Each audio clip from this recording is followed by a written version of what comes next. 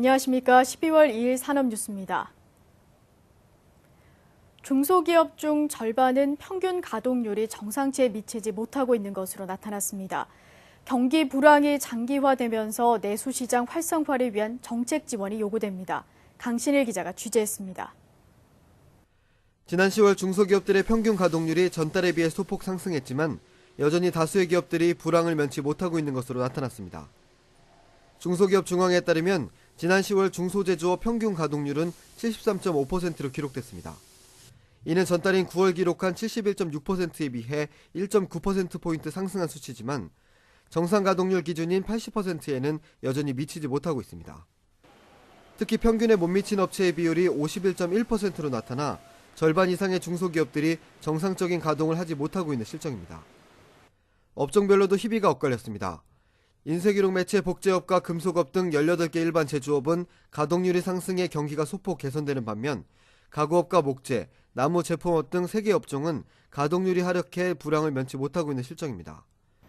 평균 가동률이 소폭이나마 지속적인 상승세를 보이고 있음에도 다수의 중소기업들이 경영에 어려움을 겪는 이유는 내수시장 침체 때문입니다. 중소제조업 평균 가동률이 지난 7월 이후 지속적으로 상승하는 모습을 보이고 있습니다. 다만 정상 가동률 80% 업체 비율이 절반 정도에 불과하여 경기가 완전히 회복됐다고는 볼 수는 없습니다. 향후에 내수 경기 활성화 정책이 뒷받침된다면 중소기업 경기는 회복될 것으로 판단됩니다.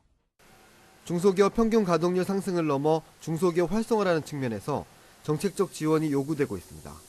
산업뉴스 강신입니다.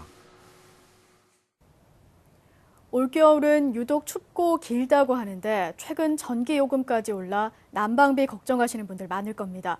그렇다 보니 요즘 단열 제품이 각광받고 있는데요. 이 중에서도 일명 뽁뽁이라고 불리는 에어캡이 겨울철 저렴한 난방용품으로 인기를 누리고 있습니다. 박지영 기자입니다. 택배나 이삿짐을 쌀 때 주로 물건을 보호하기 위한 용도로 사용됐던 에어캡. 최근 들어선 보온 효과를 낼 수 있는 단열 제품으로 각광받고 있습니다. 비닐과 비닐 사이에 있는 올록볼록한 공기층이 외부의 찬 공기를 막아서 보온 효과를 내는 겁니다. 그렇다 보니 에어캡을 생산하는 업체들도 요즘 한창 호황을 누리고 있습니다. 작년 동기 대비 60-70% 이상의 매출 성장이 기대되고 있습니다. 주야 24시간 밤낮없이 돌리고 있지만 물량이 부족한 상태입니다. 하지만 행복하게 일하고 있습니다. 날씨가 많이 추워지면서 이 에어캡을 창문에 붙이는 가정이 최근 많이 늘고 있습니다. 보온 효과는 물론 가격도 저렴하고 붙이는 방법 또한 쉽기 때문입니다. 네, 예전에는 아무래도 창가 쪽에 접혀 있고 또 에풍을 바로 닫다 보니까 아이들이 거실 나오기 힘들었는데요. 그래도 이렇게 에어캡 붙이고 나서는 아이들이 이렇게 편안하게 양발 벗고 나와서 놀 수도 있고 또 아늑한 느낌도 있고요. 난방비 절감 효과도 있습니다. 네. 실제로 에어캡을 붙인 창문과 그렇지 않은 창문의 온도를 비교해 봤더니 약 2, 3도의 온도 차이가 발생합니다. 본격적인 겨울철로 접어들면서 난방비가 걱정되는 요즘. 에어캡과 같은 단열 제품의 설치와 더불어 내복 입기 생활화 등이 난방비를 아끼는 노하우로 자리 잡아가고 있습니다. 산업뉴스 박지영입니다. 산업통상자원부는 한미 양국이 내년부터 한미 FTA 품목별 원산지 규정을 최신 품목 분류 체계인 HS 2012 기준으로 개정하는 데 합의했다고 밝혔습니다. HS는 1988년부터 세계 공통으로 사용 중인 품목 분류 체계로 4년에서 6년 주기로 개정되고 있습니다. 이번 개정은 협정상 품목별 원산지 규정을 최신 품목 분류 체계와 일치시키기 위한 기술적 변경으로 양국은 올해 6월 협상을 완료한 이후 관련된 국내 절차를 진행해 왔습니다. 한국 수출입 기업들이 일부 품목의 경우 원산지 기준이 최신 품목 분류 체계와 일치하지 않는 점을 애로사항으로 제기해온 만큼 정부는 이번 개정을 통해 한미 FTA 활용이 확대될 것으로 기대하고 있습니다.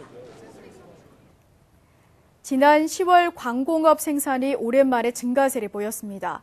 통계청이 발표한 10월 산업활동 동향에 따르면 광공업 생산이 제조업의 훈풍으로 1.8% 증가한 것으로 나타났습니다. 광공업 생산이 이처럼 증가세를 보인 것은 지난해 11월 이후 11개월 만에 처음입니다. 업종별로는 자동차 17.2%, 영상 음향 통신이 7.5% 증가했고 반도체와 부품은 3.5%, 화학 제품은 2% 각각 감소한 것으로 조사됐습니다. 계속해서 주요 산업단신입니다. 한국산업기술진흥원은 지난달 29일 국가가 보유한 미활용 특허 기술 이전 설명회를 개최했습니다. 행사는 기업들이 통신과 컴퓨팅 분야의 특허 기술을 저렴하게 구입할 수 있도록 하기 위해 마련됐습니다. 일본 도쿄에서 열린 한중일 FTA 제3차 협상에서는 상품 분야 협상 가이드라인과 협상 범위 등에 대한 논의가 진행됐습니다. 4차 협상은 내년 2월 중 한국에서 개최될 예정입니다. 2013 대한민국 지식재산 대전이 12월 2일까지 코엑스에서 열립니다. 행사는 특허와 디자인 등 우수 지식재산 관련 제품의 전시와 유통 촉진을 위해 마련됐습니다. 한국광기술원은 사업화와 수출이 가능한 LED와 OLED 조명 제품 기술 아이디어를 공모합니다. 조명 제품에 대한 아이디어와 타산업과 융복합할 수 있는 아이디어 등을 대상으로 내년 1월 10일까지 실시합니다. 내수 침체로 많은 중소기업이 정상적인 가동을 하지 못하고 있습니다. 내수 경기 진작을 위한 방안이 절실해 보입니다. 이상으로 산업뉴스 마칩니다. 고맙습니다.